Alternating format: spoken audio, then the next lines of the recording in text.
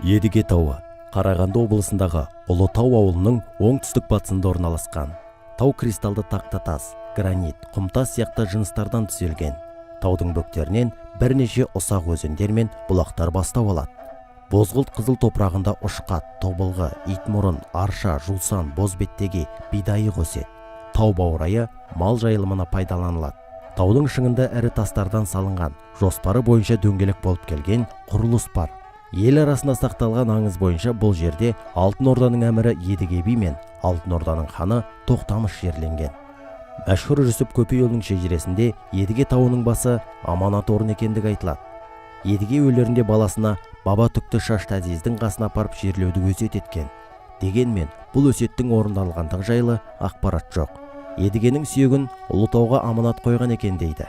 Қазіргі кезде Едіге тауы көпшілік келіп зиярат ететін қасиетті орын болып табылады.